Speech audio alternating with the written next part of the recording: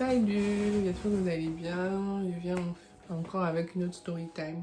Cette fois-ci, j'avais que plein de choses dans ma vie. Si je dois vous raconter. En tout cas, cette fois-ci, ça parle en fait de l'attentat du Bassam de 2016. L'attentat terroriste. Je ne sais pas si vous vous rappelez, mais moi j'y étais. Et oui, ça tombe toujours sur Bibi. Pour vous raconter le truc, on va faire simple. Hein. C'était un dimanche. On est allé passer la journée à Bassam. À Bassam aussi, c'est une station balnéaire en Côte d'Ivoire. Hein, où tout le monde connaît Bassam. Bon, tous les Ivoiriens connaissent Bassam. Où il y a la mer, il y a les restos, les hôtels, on mange, on nage, on profite du week-end, quoi. J'ai été avec ma famille, comme d'hab. On ne cherche pas une équipe qui gagne. Et on était moi, mes deux petites sœurs et mes parents, en fait. Et on est allé pour se détendre. Si je me rappelle, je pense qu'on était un peu en période d'examen. Parce que c'est en 2016, j'ai eu le bac, je crois. C'était un peu galère, quoi. Il y avait beaucoup de tensions, faut bosser, non. Donc on était allé se détendre un peu.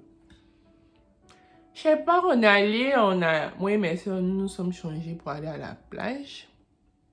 Enfin, à la piscine. On a commencé déjà à nager et tout en mode ouf. Je suis là, j'entends. Ma mère, comme d'hab, dit non, c'est rien. Je pense que c'est entre elle et mon père, je sais plus. Quelqu'un a dit c'est rien, non. Ça doit être un nez qui est éclaté et tout. On entend encore. Boum. Les gens commencent à lui poser des questions. Qu'est-ce qui se passe? C'est qu'un punaise qui éclate plusieurs fois, ça. Après, on entend. On dit, ah, on a commencé à s'élever, nous tous. On est sortis de l'eau. Maman était comme ça. Hé, vous là, prenez vos affaires. Non, laissez vos affaires. Non. Et puis, mon papa disait que non, il faut qu'on prenne la voiture pour entrer. On dit, non, on ne peut pas passer à l'entrée parce que on ne sait pas où ils sont et tout. D'où ils disent. Voici nous dans l'hôtel là maintenant. On ne savait plus comment on allait faire pour sortir. Tout le monde était paniqué. Et il y avait deux blancs qui étaient assis au bord, près de la mer. Genre pas trop près, mais genre pas trop loin. Tout le monde était paniqué sauf eux. En mode, ils sont assis comme ça, en mode, genre tout va bien. Je les regardais et puis je me disais, mais attends, ils veulent mourir, eux. Je crois qu'ils veulent mourir. Et on a commencé à suivre la foule, quoi. On était toujours en maillot, moi et mes soeurs. On avait attaché Paris. Moi, en tout cas, j'avais attaché Paris, je ne me rappelle plus pour elle. Et j'étais comme ça, avec mon sac à main. Et c'était n'importe quoi. Genre, on courait. On est rentré dans une grande chambre. Il y avait plein de gens. On s'est dit non. Non, s'ils rentrent dans la chambre, c'est mort. Ils vont tirer comme ça. Sur tous ceux qui sont dans la chambre. On est ressortis. On ne pouvait pas sortir par la porte d'entrée. Donc, on est passé alors par la clôture. Oui, votre ami a sauté la clôture. Oui. Ce jour-là, il n'y a plus à faire des chocos, genre... La mort arrive. Je ne sais même pas comment il est fait, même. On est là, on a vu les gens commencer à sauter clôture. Et puis, genre, les gens sautaient même. Les gens sautaient la clôture. Moi, les gars clôture, ils disent, ça là, il ne peut pas sauter. À l'époque, même, il n'était pas une grande sportive. Je sais qu'il courait beaucoup, mais... Comprenez. Et puis, il n'a rien compris. Je me suis retrouvée de l'autre côté de la clôture. Il dit, hein? Mon papa, non, il s'est mis devant la clôture. Et puis, il a commencé à lancer tout le monde de l'autre. Il dit, ah, on peut avoir beaucoup de force comme ça, papa. Et puis, il n'a pas compris. Il me prend, il me lance. Il me retrouve devant, il dit, aïe. Je vois, il prend ma soeur, il la lance. Il prend ma maman, il la lance. Aïe. Ils sont de vous. Le monsieur là avance. Ce jour-là, il y a vu que le monsieur là avait force. Non.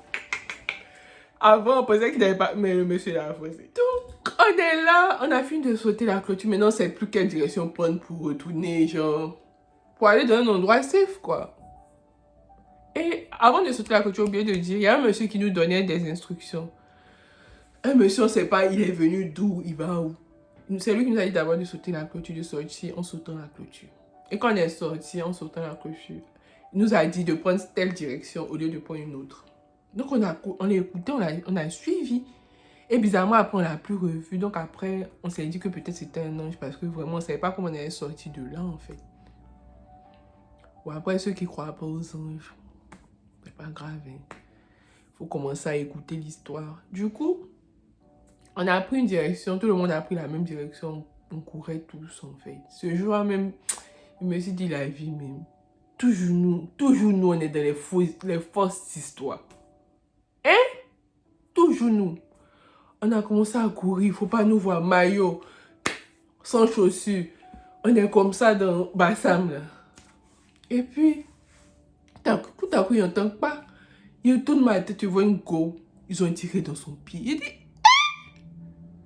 ah, voici le sang qui coule. Donc, il y a des gens qui sont arrêtés pour la soulever. Il dit, ah, cette affaire-là. Moi, il a commencé à courir plus vite. Et il regarde à gauche, à droite. Il voit mon papa, il est ouf. Le monsieur est à court. Il regarde mes soeurs, elles sont derrière, ma maman est derrière. Il dit, tout c'est comme ça, le monsieur est à court. Je ne croyais pas. Moi, je pensais que c'était un monsieur tranquille. Genre, il ne fait pas trop d'efforts dans la vie. Niveau sport et tout. Je dis, ah, le monsieur là. Non seulement il nous a lancé, nous tous dehors. Mais de la façon, il nous a laissé afin de courir là. Je ne croyais pas. Mais non, il y a une scène bizarre. Après qu'on a vu, genre, ils ont tiré sur le pied de la dame. On a tellement couru qu'on était fatigué. Ma maman dit, écoute plus, qu'elle est fatiguée et tout, qu'on a qu'à passer. Et une de mes soeurs qui s'est retenue en mode, cette partie-là, c'est le coup, ça va pas faire rire. Mais quand on y répond, tout soir on a commencé à rire. Elle s'est retenue en mode, non maman, je ne peux pas te laisser. Elle commence à pleurer. Les deux puis attends, dans Bang Bang là, vous êtes en train de faire un cinéma. Les deux pleurent, oh non, je peux pas te dire. Elle s'attrape, elle dit, Je suis allée vers elle pour lui dire, ah, vous là, allons. Et puis c'est dans ça on a continué à marcher. Et puis on a rencontré les policiers qui nous ont demandé qu'est-ce qui se passait. On a dit, on ne savait pas. Juste que ça dit, on ne sait même pas c'est qui dit. Et puis on a traversé le pont. Il y avait un pont à Bassam qu'on a traversé. On a vu un taxi, on l'a arrêté. Dépose-nous à Port-Boué, pour ceux qui connaissent. Le monsieur a dit non, je ne vais pas à Port-Boué. On était là en mode, ça ne va pas s'arrêter en fait. Donc il nous a déposé chez lui. Et de là-bas, moi j'ai commencé à tweeter en fait, mais qu'est-ce qui se passe à Bassam? Il y a des tirs. Et apparemment, il y avait sur la RTI, personne n'en parlait. C'est notre chaîne nationale. Il y avait un documentaire animalier comme d'hab. Et après, le monsieur est revenu chercher chez lui, il nous a déposé à une gare, pas très loin. On est monté dans le car et puis on est parti à Port-Boué. Mon frère est venu nous chercher, mais c'était incroyable hein, ce jour-là. Quand on est arrivé à Port-Boué même, on était tous étonnés, en mode, genre, on a failli mourir. Facilement, genre. Et c'est après, on a su que c'était un attentat terroriste. Ils étaient à 2 pas de l'hôtel où on était. Ils ont tué des gens. Il y a beaucoup de gens qui sont morts. C'était hyper triste, quoi. Mais apparemment, les personnes ont été tuées. Les gens, les djihadistes ont été tués. Mais il y a eu beaucoup de morts, quoi. Et ils étaient venus pour tuer des expatriés, je pense. C'était triste, quoi. Mais après, je vais vous mettre quelques vidéos de gens qui ont parlé de ça. Voilà, quoi. C'est Dieu qui nous a gardés ce jour-là. Si même en courant, il y a quelqu'un qui a pris une balle, ça aurait pu être nous. En fait, c'est Dieu qui garde les gens. En vrai, on peut mettre toute la protection qu'on veut, mais si c'est pas Dieu qui te garde, là, il y a longtemps. Ça, c'est l'une des histoires parmi tant d'autres où on a failli mourir en famille. Même pendant la guerre. C'est vraiment Dieu qui nous garde en fait. C'est Dieu qui nous garde. Je sais pas quelle leçon vous allez tirer aussi de cette vidéo. Mais tout ce que je peux dire, c'est que vraiment, quand Dieu a sa main sur toi, quel que soit ce qui se passe dans ta vie, il est là, quoi. Il te protège. Quand tu as une alliance avec Dieu aussi, il te protège. Quand tu sers Dieu, il te protège. Mes parents sont des serviteurs de Dieu. Et on bénéficie aussi de cette protection en tant qu'enfant. Et nous-mêmes, mon perso, j'ai mon alliance avec Dieu. Je sais que quelque chose qui se passe dans ma vie, en fait, je ne peux pas abandonner sa main, quoi. Peut-être ça va être dur, je vais avoir des baisses de foi, je vais être découragée, mais je sais que lui, en fait, il est tellement fidèle que... Donc, quoi, j'ai vécu trop de choses pour qu'aujourd'hui, je me dise non, Dieu n'existe pas. Dieu existe. Et ça se voit dans nos vies chaque jour. Chaque jour, on voit ça. On voit son existence dans nos vies, sa bonté renouvelée, son amour, sa protection, sa protection, sa protection.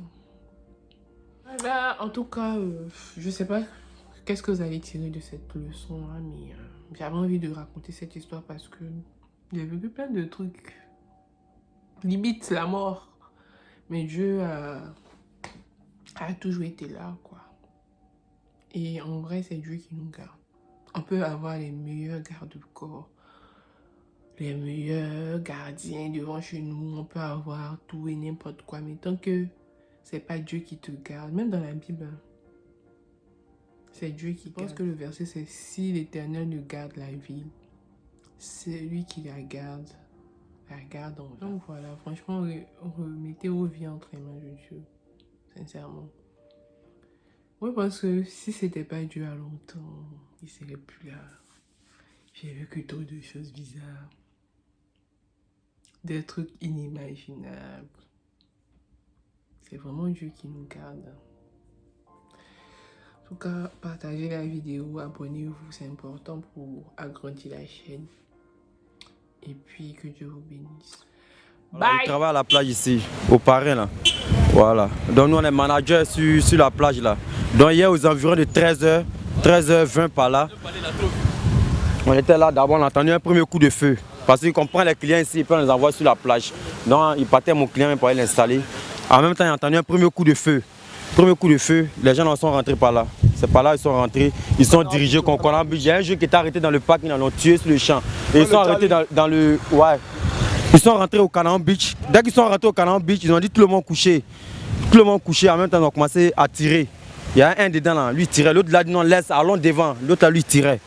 Il tirait sur les gens, les innocents. Ils sont sortis par la plage, go, go. Ils sont sortis par la plage maintenant. Ils ont commencé à marcher en tirant sur les gens. L'autre dit non. En même temps, ils ont commencé. L'autre, lui tire seulement. Lui tire seulement. Il est venu rentrer dans l'étoile du Sud. C'est dans l'étoile du Sud maintenant. Ils sont sortis dehors. Donc, ils ont arrosé sur leur voiture. Après, ils sont allés jusqu'à la taverne. À la taverne, à leur retour maintenant, ils ont commencé à tuer les gens encore sur la plage. C'est après ça, ils sont allés se retrouver à la Payotte. C'est là-bas, leur groupe là, c'est là-bas, tout est fait, terminé.